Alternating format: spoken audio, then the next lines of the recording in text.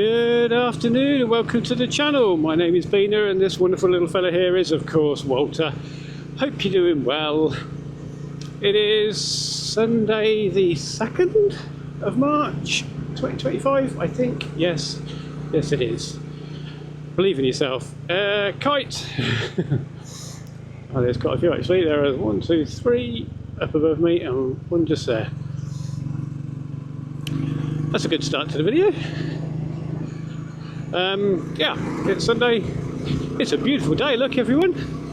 The sun has decided it's going to shine, and it has done for the last almost week. A bit of a rainy spell, but for the most part, it's been lovely and sunny, which is nice. And it's around about 9 degrees Celsius today, which in Beena's brain said, just put your riding jeans on and put some long johns, you'll be fine.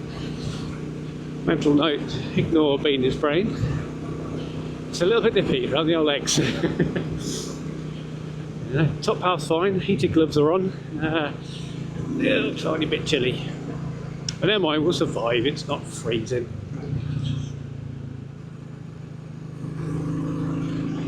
It might be a little bit of a sombre one this week, I'm afraid. You might have to bear with me. See if I can make it through it. This week has been really bad. It's actually been one of the worst weeks of my life so far. And that's because on last Monday, we made the decision to have our beloved dog Bob put to sleep. It was time to do it.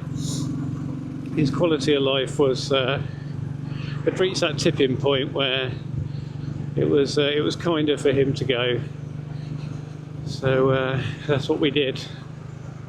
Unfortunately, we made that mistake on Saturday evening last week, so we then had to wait until Monday afternoon to actually do the deed because it wasn't an emergency.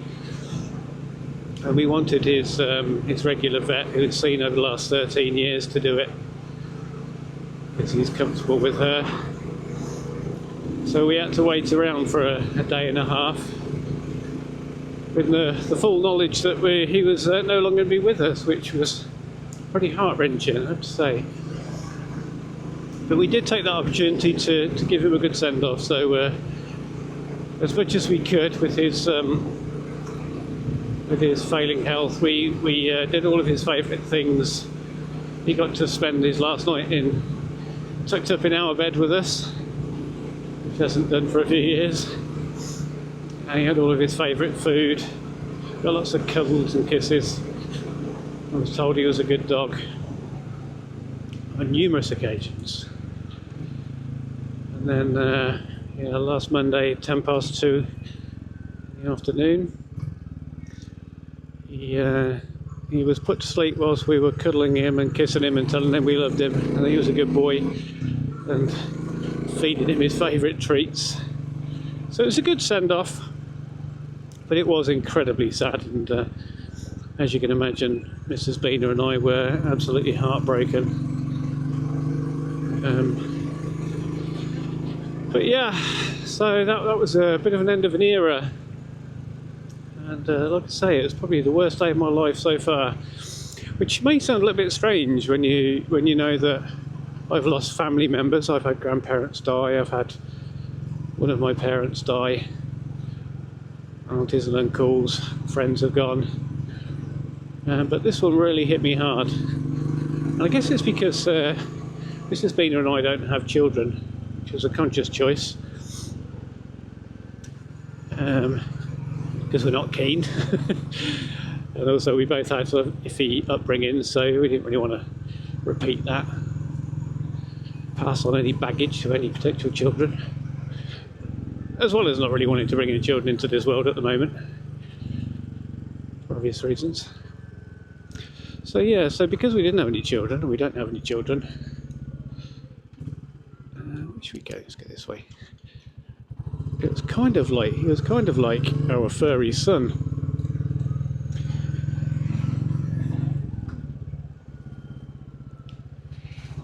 Lots of riders out today.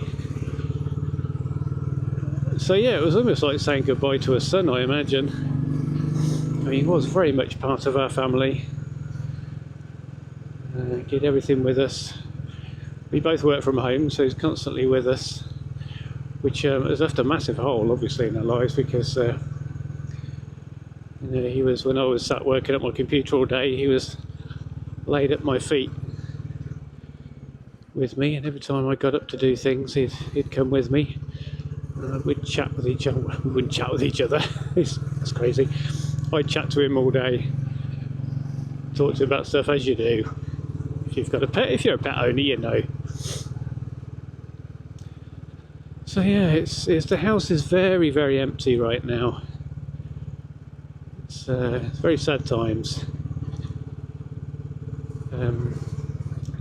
And we have already discussed that we will get another dog. In fact, we're going to get a couple of dogs, because we always wanted a couple of dogs, but oh, Bob, bless him, was a special one. He was a bit challenging at times, and he didn't get on with the dogs, so he was definitely a one-dog family. But yeah, when the time's right, in a few more months, we will get one, and then another one at some point. I mean, I'll be brutally honest with you. I think if it wasn't for the fact that I was going to have elbow surgery in a few weeks' time, and needed rehab after that, we'd probably have one very soon.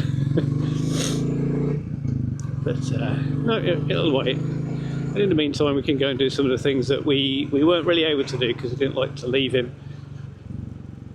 And go out as a couple and do stuff away, have days out and so on. So yeah, it's sorry to bring the tone down, everyone, but you know, this is my channel, and it's more of a vlog for myself to look back on for me in my dotage.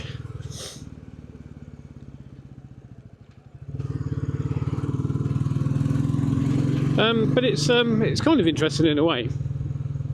So something that you may not be aware of if you are not neurodivergent or not familiar with people with autism, is that I process death and grief in a very unusual way. In so much as I get over things really, really quickly. I can compartmentalise stuff.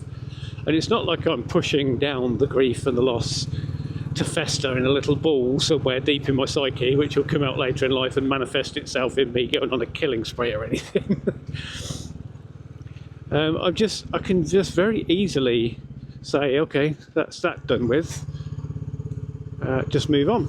Which is when I say I've had family members and whatnot go. That's exactly what I've done before. You know, I've grieved. I've been very, very upset for a day or so, and then it's just almost back to normal. And I know that some people might find that really disturbing, because it's almost, you know, robotic in its nature. That, you know, I can suddenly say, "Oh, there you go, grief done, back to normal." And it almost sounds a little bit disrespectful to whoever has passed away, that I almost, you know, it's not like I forget them. It's not like I think, well, that's it, they're out of my lives now, I'll never have to think of them again. I'll definitely think of them, and I think of Bob very fondly all the time. I love him very much. But it's just that I won't get upset as much now, if at all. Whereas Mrs. Beena is still in bits, really. You know, daily she cries.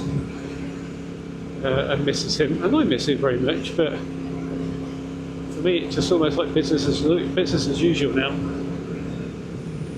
And I know that kind of plays into the stereotype of autistic people having no emotions, and that is definitely a stereotype that people would have you believe, which is not the case at all.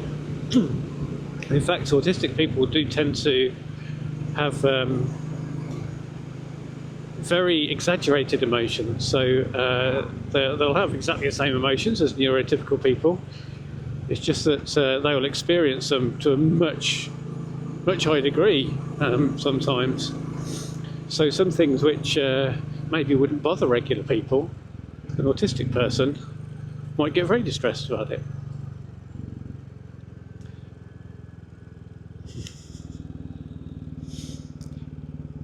I have no bloody idea where I am, by the way. So yeah, if you ever see that lazy stereotype of autistic people being emotionless robots, don't just take my anecdote to heart of how I deal with loss and grief, because it is not true. We have all the same emotions as all of you regular people. Should we go? Yeah, why not? But yeah, it's so in some respects, I mean, I look at it and sometimes I feel bad about the fact that I don't. That brilliant, sounded lovely. You know, I feel bad that I feel like I'm not grieving properly, and that I'm almost being disrespectful that I'm not showing that grief in that way. But then I guess on the flip side of that, I don't suffer as much as regular people, neurotypical people would, in terms of my grief isn't prolonged and hurting me in that way. So, you know, swings and roundabouts and all that. It does present another challenge for me though, as a neurodiverse person, and that's assessing my wife's grief, because I don't know what an appropriate grief response is, because I don't have one. So I don't know whether what she is experiencing is excessive and I should be worried about it, and at what point I should try and step in and, you know, say this isn't healthy, this is wrong, we need to try and sort this. So that makes it really difficult for me. I just ride it out, really. My wife, actually, I mean, she knows what I'm like, so she keeps saying to me, this is normal, don't worry about me. You know, people do say that sometimes, don't they? It's a bloody water, so I'm going to have to stop here. It's a water tower. I'm always going on about how I never get to see these water towers up close, and there's one there. Oh, there you go.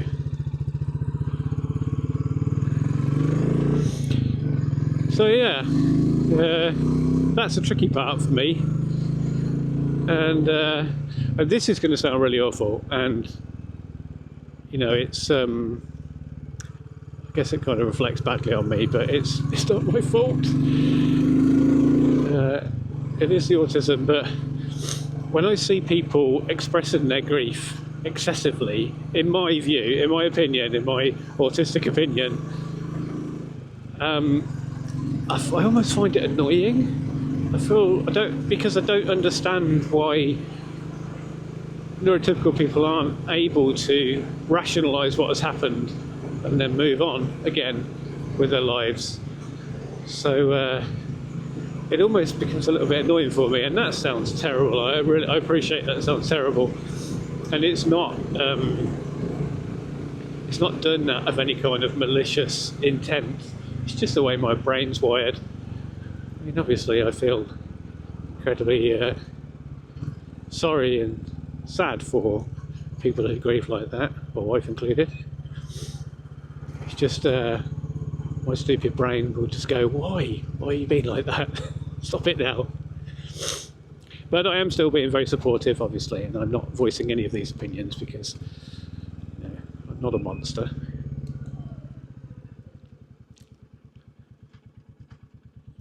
I think I've been to that. No, I haven't been to that water tower before. I don't think I've been here before. I have no bloody clue where I am.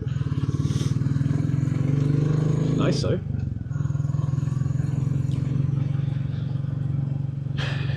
So yeah. Oh, that was a bump I didn't see because the sun was in my eyes. But yeah, that's been my week this week. And it's a little insight into neurodiverse brain for you.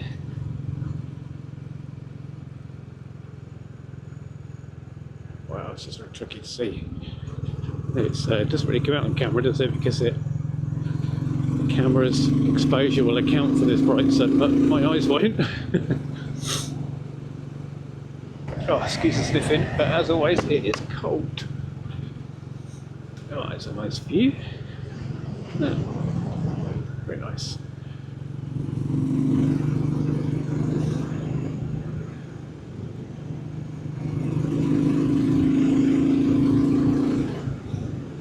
I don't have another gear.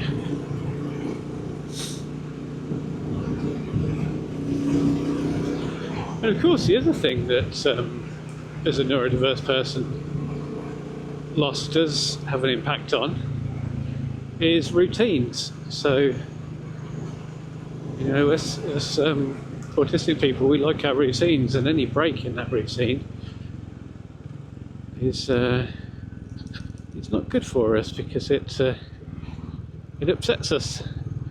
And so, freaking hell am I?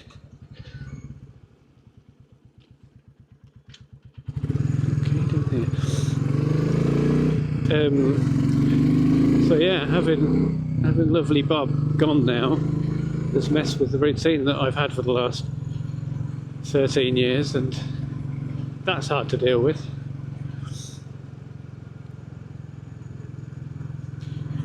Oh, it can be tricky being autistic, you know. Understatement of the year.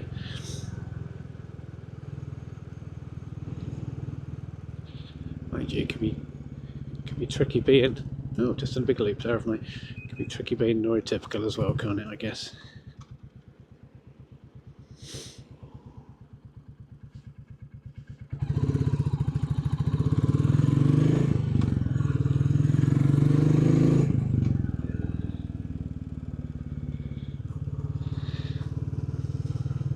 Thank you.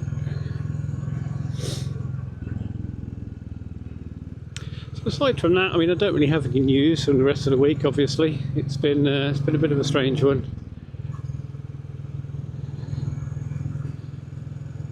Just counting down the days now until my surgery.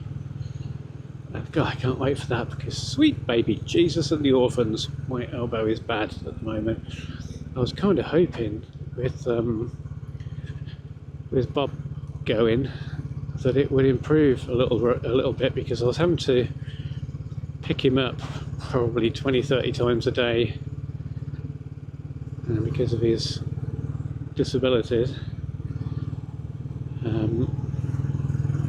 which has had a massive impact on the state of my elbow. He was 17 kilograms, so I was hoping that not doing that all day every day would have meant that my elbow would have got a bit better, but the past week it seems to have got worse. Maybe I need to be fed my favourite treats and stroked on the head and put to sleep at this rate. Let's hope the surgeon doesn't do that.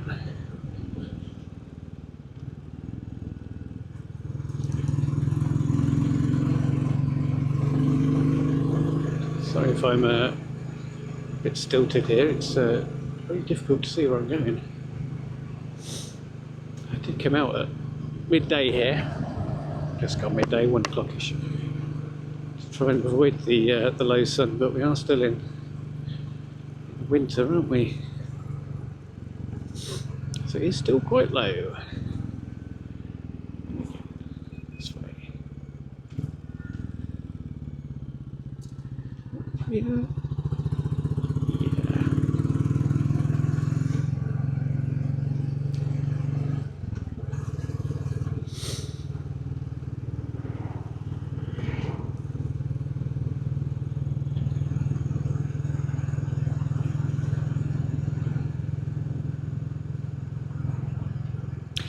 So thank you for your suggestions on what activities I can get up to one-handed in my oh, really, mate? Really? You're in that much of a hurry in a 30-mile-an-hour zone? I'm doing 30. What a prick. Yeah, thank you for your suggestions, and amazingly nobody was rude. Although I did kind of preempt that by saying not to do that, didn't I? Some good suggestions there though. Particularly like the one, I'm sorry, I can't remember who it was who suggested it, but the person who suggested doing some drawing or painting, that's a good shout that, because I have sort of on and off tried my hand at drawing, and I do have an iPad with an Apple Pencil, so I can definitely do that one-handed. Should we go for gear 5A? There we go. So yeah, that is a good shout. I think I will do a bit of that.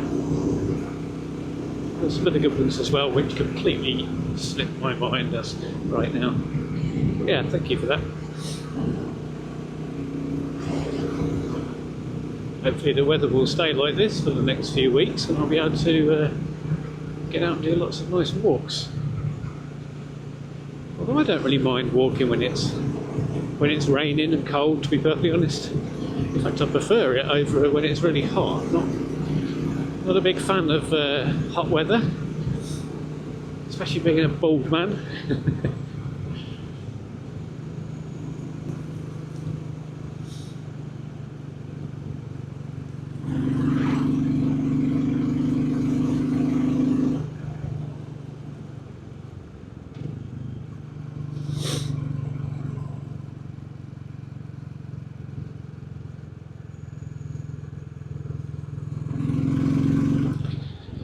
Go down here.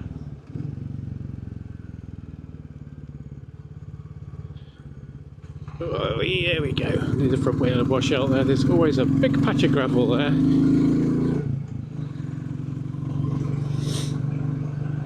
I took it gingerly and it still went out from under me.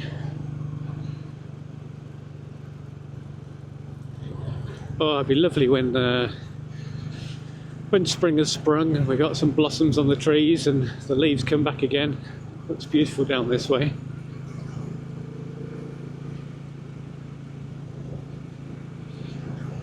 It is nice. I do like the spring. I think autumn is my favourite season. All the different autumn leaves. Autumnal colour palette is beautiful, isn't it? And it's never too hot. Too cold, but spring is also very nice.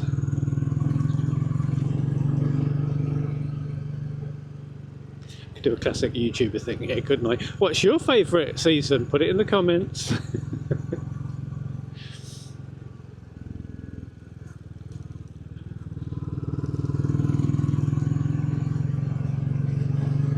These little types of lanes are just perfect for these Enfield 350s. Just bimbling along, looking at the scenery. This is what motorbiking is all about for me, just taking it easy and taking in the scenery. It's lovely.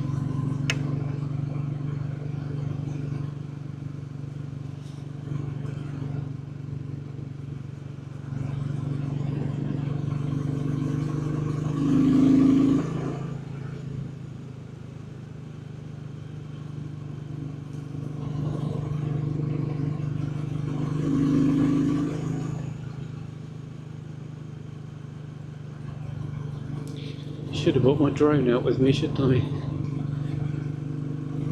Well.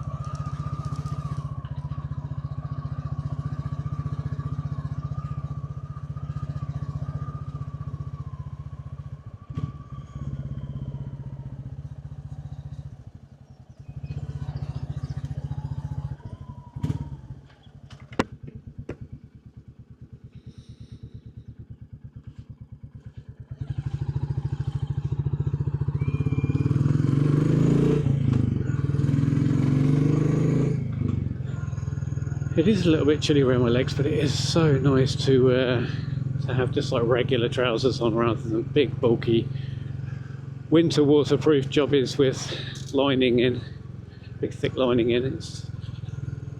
like riding in a sleeping bag. And my city adventure boots, as nice as they are, they're very clumpy and easy to mess gear changes up or miss gears. So yeah, it's nice to be back in regular boots and trousers. Got so much more feel. Let's get down there. We don't go down here very often. And I'll tell you why. It's because we call it Pheasant Alley. Because the world's stupidest birds like to run across the road in big families here. So keep an eye out for those.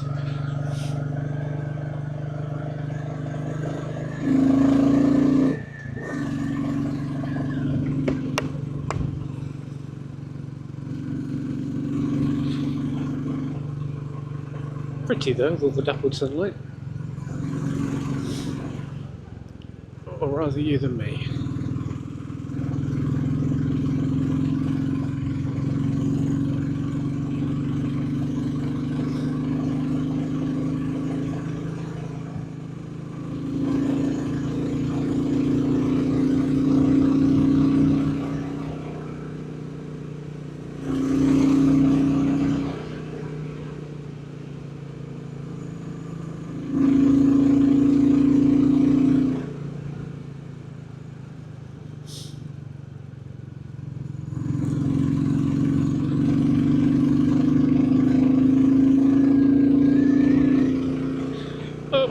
Petrol lights come on. Well, that's fine, we're going to be heading back home now anyway. And I'm coming up to a particularly boring bit of road, so maybe I'll call this a day. Sorry if it's been a little bit gloomy, this one. So, well, you have to take the good days and the bad days on this channel. Can't always be gold. But yeah, this one's for you, Bob. You're a good boy. And have a good long sleep, mate.